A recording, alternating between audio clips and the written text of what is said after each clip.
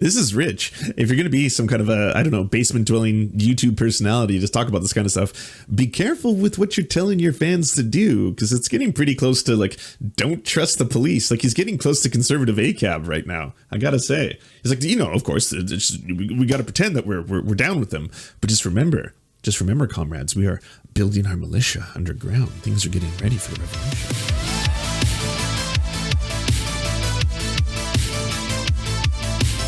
By the way, some people told me that John Doyle got booted off of YouTube, but his account looks fine. He's about to hit 300,000 subscribers. When did this happen? John Doyle, 300,000 subscribers. He's Mummy's little Nazi.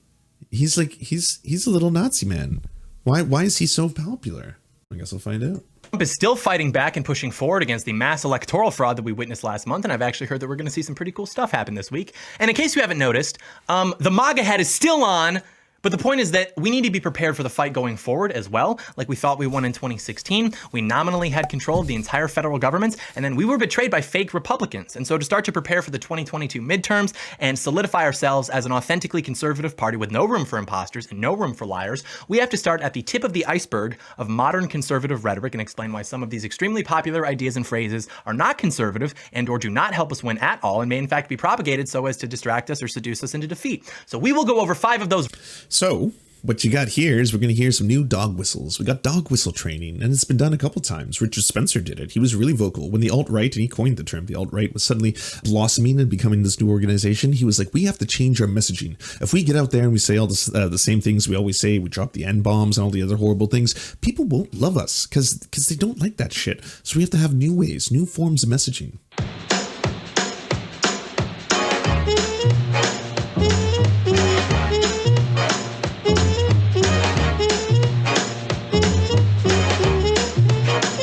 John Doyle in. Heck off, commie.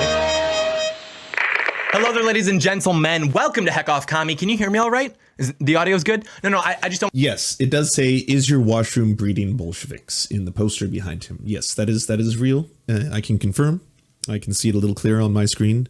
It definitely says, is your washroom breeding Bolsheviks in the background. People in the comments be like, it's time to fight back against tyranny. But then you have to use the emergency backup audio from the camera one time. And they're like, well, no, it's hard to listen because the audio's not as clear as it is usually. I'm kidding. We love the comments, don't we, folks? Sometimes. But anyways, we'll just dive right into these because I'm sure that you've heard them all before, or at least variations of them before. And I do believe that we need to abandon these things in order to be successful as a movement. And some of them are more significant than others in terms of their implications, but I still hear all of these within the volume of mainstream conservative discussion quite often. You do gotta love enjoy capitalism in one corner here. And the swastika in the other corner here. Yeah. So I'm here to be like, actually, hopefully get us on the right track a little bit, wake us up a little bit. So that being said, the first one we have is, let me tell you something. Just wait until these snowflakes get into the real world and they'll see. Okay, I've only ever done John Doyle once. I know it's kind of actual Jake's bread and butter, so I'm not always, going on deep dives of John Doyle's work. So I got to say this, from the only other time that I've watched the full John Doyle video, it's interesting to see that, he's improved a little bit. Now we have sound effects like coming up in the side. We also have the graphics at the bottom now. These are new. At first, his set was basically like, I called it Mummy's Little Nazi, because I think it is definitely in his mother's basement where he's got all the stuff set up and then he's allowed to LARP around as this supreme leader kind of stuff. But now I think maybe things have upgraded. Maybe he's got a producer now. Maybe there's some more people on the team because again, 300,000 subscribers. This stuff is selling like hotcakes. No one's going to put up with their safe space gender theory nonsense, but the reality is that the real world is now just as woke. I'll give you a recent example. Jordan Peterson announces the sequel to his incredibly popular 12 Rules for Life. The sequel is titled Beyond Order, and it is being published by Penguin Random House, which is one of the largest... Are you going to skirt over the fact that he called it 12 More Rules for Life? I guess so. It's kind of embarrassing. It's kind of embarrassing to have the one true prophet make this book called 12 Rules for Life and then make the sequel called 12 More Rules for Life. But yeah, Beyond Order. That sounds cool. Beyond Order. So in response to this, the staff members at Penguin Random House literally threw a temper tantrum to the upper levels of the company. They were literally crying about the decision to publish Jordan Peterson, who is a completely reasonable guy, someone who's not even explicitly political, someone who was only adopted by the American conservative movement because he's in favor of free speech, he doesn't like authoritarianism, etc. He's basically a classical liberal. So American conservatives were like, hey, let's promote this guy. And then the left responded by crying and branding Peterson as a Nazi, as a fascist, etc. So given that they weren't able to contain themselves at their job, what do you think happened? Do you think the company said, listen here, snowflakes, this is the real world, and if you have a problem with that, you can pack your things and leave? Or maybe the fact that you threw a temper tantrum, an audacious temper tantrum, at our decision to publish one of the most gifted and lucrative writers of our lifetime means that we should just fire you. No, the company responded by saying, oh my gosh, no, don't worry. We're going to provide you guys a space and a forum to express your opinions. We totally support you guys. And they basically capitulated to the mob. Now, does this mean that companies shouldn't listen to their employees? No. It just means that progressivism, wokeism, is a cancer. And since conservatives like to say, well, no, corporations are just people, we need to understand that since the people in our country are infected by that, by extension, it means that our corporations are too. So what you think will be the real world smacking the libs in the face is actually just going to be you getting reported to HR and subsequently getting fired for misgendering somebody at the water cooler. And the reason that this is important, it's a long way to go to get to where he was trying to. And by the way, of course, that doesn't mean that you shouldn't listen to your employees. And that also doesn't mean that we want to disprove the point that corporations are legally people under the law. So that's going to be fine. But just remember, you might get fired for misgendering someone. So don't do that. Don't ever report anyone. Don't give in to the woke mobs. Important to note is that it is a talking point that implies deferring on the part of conservatives to say, well, they'll just figure out once we put them in the real world. That's essentially saying like, okay, well, I don't have to do anything. I don't have to call them out on their BS because someone else will do it 10 years from now, and it will totally undo their programming and social conditioning, and then they'll get a lifted truck and a Gadsden flag. That's just simply not the case. Think about that timeline. Think about when they would hypothetically be entering the real world. Like, you're telling me that some high school, college student, maybe 5 years from now, they're in the real world. Okay, sure. Think about where we were 5 years ago. That's about the entire lifespan of the gender theory discussion in the mainstream, about 5 years.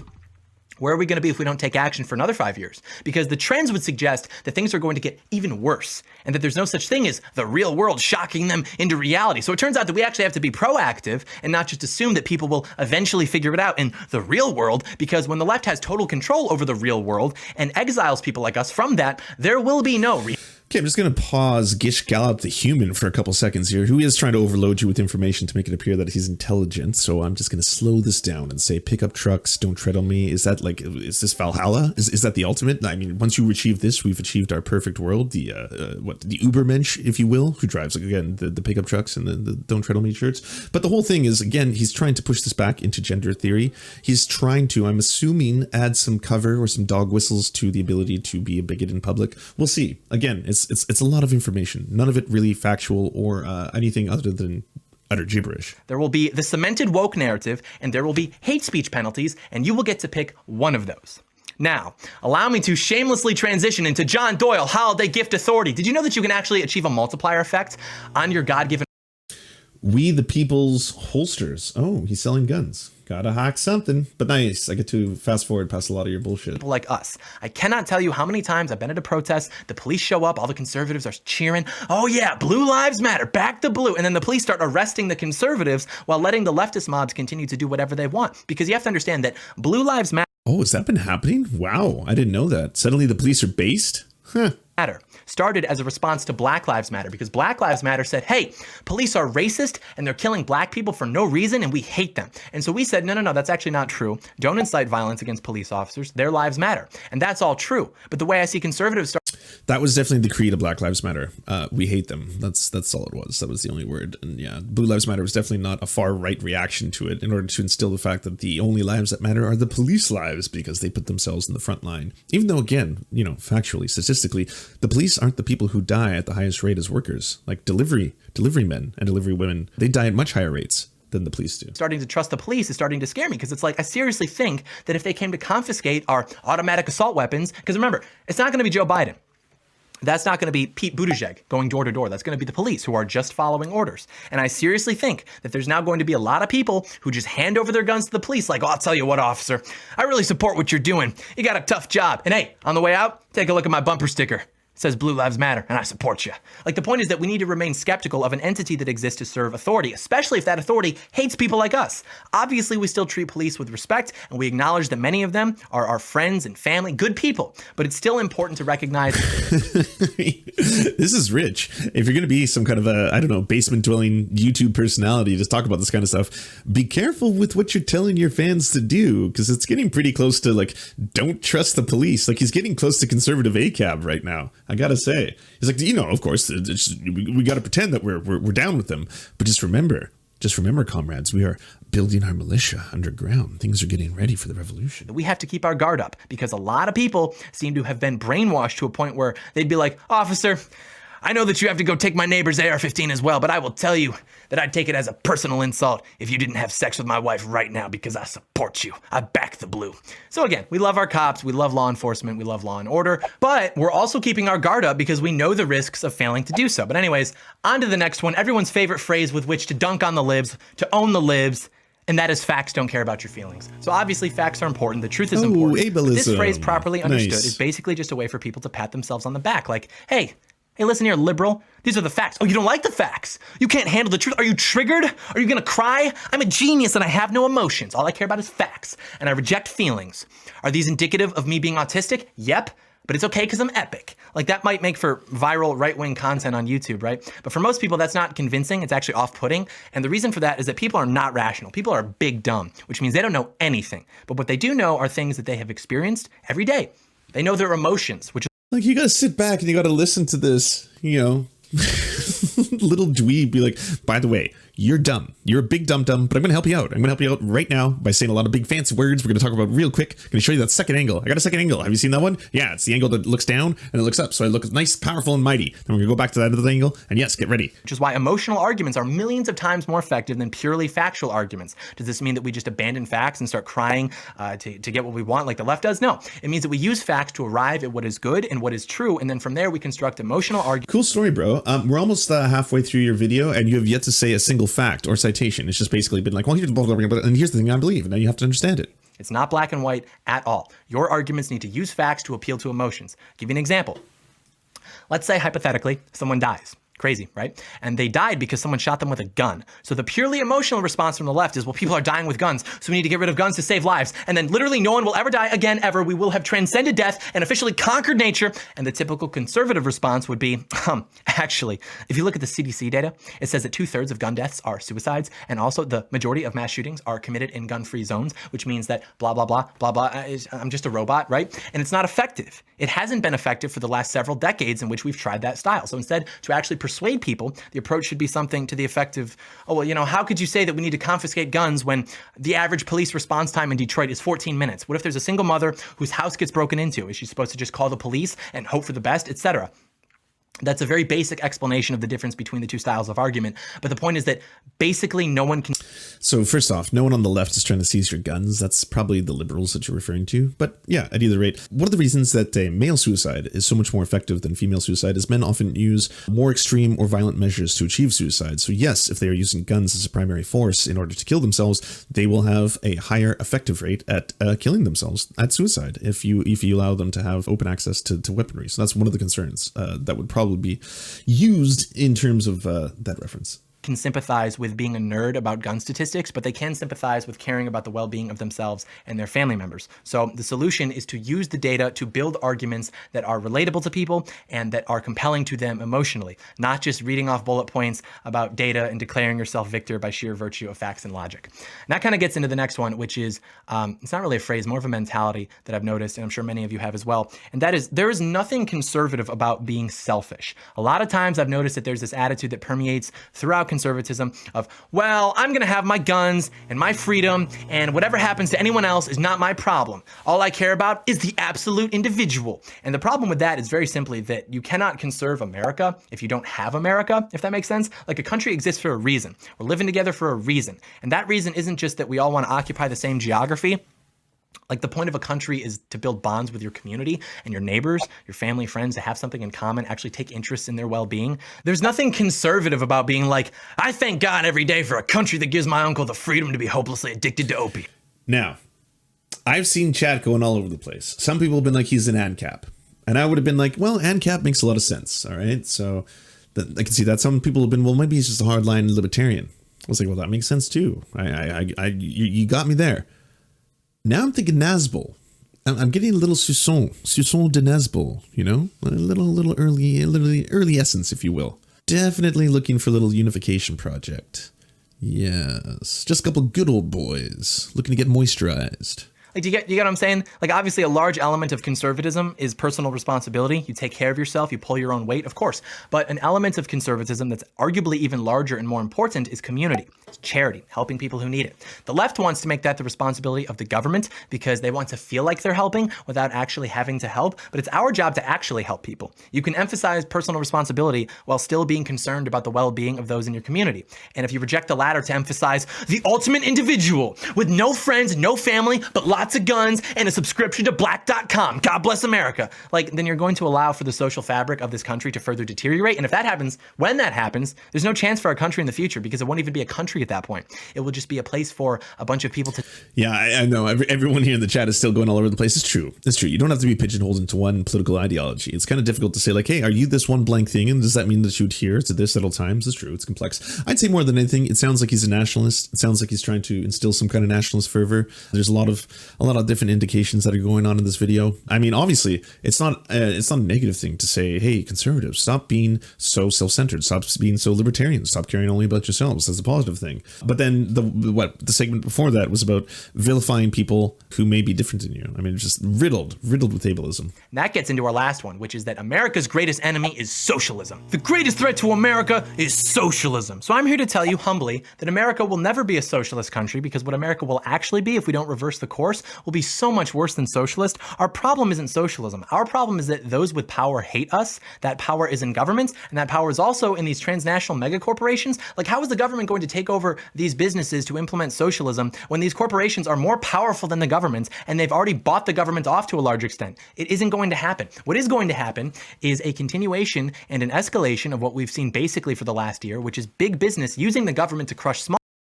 Tucker Carlson 101, baby. Come on. Yeah, it's the globalists. It's the corporations. It's the international bankers. All of those. Yeah. All business into the ground to transfer wealth from the pockets of middle-class families into the pockets of those in Washington, those in the bureaucracy and the administrative state, and those running these corporations. And their success is largely contingent upon you being distracted not only by mass consumerism, by new products and brands, new superhero movies and video games, but also even within your political involvement, being distracted by this idea that, oh, well, socialism's coming. We have to memorize the entire free to choose lecture series. Like, no, we don't actually. I see no operative difference between standing in a bread line while state propaganda hangs over me and coats the walls of every building and standing in line at one of 3 grocery store chains left in the country telling myself that this is market competition and that I've made a choice as a rational consumer and then buying chemical. Oof, populism. And it works too. There's going to be a lot of people watching this being like, but wait, that's true. There is these huge inequities and there is these massive corporations and the money is being inexplicably siphoned into the hands of the very few. But that's not capitalism. No, capitalism's good. Oh, okay. So it's the globalists that are doing all, and it's the corporations that are doing all the bad. Oh, okay. So that makes sense. And we need to band together. We need to form our own form of national socialism with you in control. Okay, that makes more sense now. With money from my job that hasn't gone to paying off tens of thousands in debt from student loans and also predatory credit card loans. And then I go home, I watch television, I invest parts of myself into these Hollywood shows and movies, I worship celebrities, and I'm convinced that I am free because at least it's not exactly socialism. But in reality, it's probably worse than socialism because at least with socialism, you know you're not free. But with this, they're brainwashing and numbing you into thinking that you're free because you at least have the choice to partake in your own self-destruction, right? Like they've structured the society such that the easiest thing for you to do is to become an isolated, apathetic debt slave whose greatest purpose is working in a cubicle and whose greatest mental task of the mind is thinking about what kind of dining set defines you as a person and who will be miserable in that life but confused. Okay, as easy it is to rip into Mummy's little Nazi, that is actually pretty horrifying because he is tapping in directly into that ether now. And the more people who do, It's going to be so successful going forward. Here, like in all seriousness, everybody, the 77 million people who voted for Donald Trump, those individuals, or maybe it was 70 million, the 70 million people who voted for Donald Trump, those individuals, every single one of them deep down didn't do that because they hate black people, because they hate women, because they hate minorities. That wasn't the reason they all voted for Donald Trump. All right. This messaging works. Because again, alienation is universal. Poverty is universal. Poverty is happening all across the board in the United States. So yes, there's a ton of people who are getting fucked over at the hands of massive corporate interests. Now, unable to explain everything within that system, individuals like this are turning to YouTube. Tucker Carlson has mainstream ability on Fox News, and they're telling them this same messaging. Guess what? We get you. We get you. You know, it seems like the rich and powerful are becoming rich and powerful, and you're becoming dirt poor day by day. You know who's doing that? It's the globalists. That's right. It's the globalists. And that's why we need to band together, comrade. We need to be friends in this, all right? We need to nationalize ourselves against these foreign interests, these foreign invaders. Some of them are even amongst us right now. Right? I don't want to live in that world. No one wants to live in that world. So we're staying sharp. We're staying high energy. We got big plans in general, but also on this channel specifically. Important stuff coming very soon. But in the meantime, if you care about this country, I would advise you to get very comfortable in this fight and with the knowledge that you will be doing this for the rest of your life. Because as the saying goes, a society grows great when old men plant trees whose shade they know they shall never sit in. Except the baby boomers are kind of a lost cause. And we've lost a lot of ground. So it's going to be our time, our job. So, by the way, don't wear a mask because grandma can go. Fire sale on your grandparents. Don't worry about that. Oh, John Doyle. What lies around the corner? Never knowing who's going to kill you. Are you the next one to be murked? You never know if it's a friend or a foe.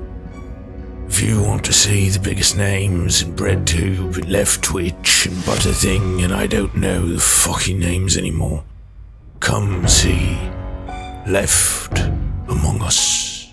If you want us to advertise your channel or work, please go to weareserfs.com and email us a 20 to 30 second ad, and we'll take it on to the end of one of our videos to help promote your leftist channel or progressive something. Whatever you do.